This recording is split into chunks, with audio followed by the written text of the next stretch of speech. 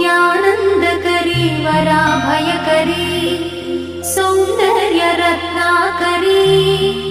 निर्धूताखिल पापनाशनकरी प्रत्यक्ष माहेश्वरी प्राणेयाचलवंशपावनकरी काशीपुराधीश्वरी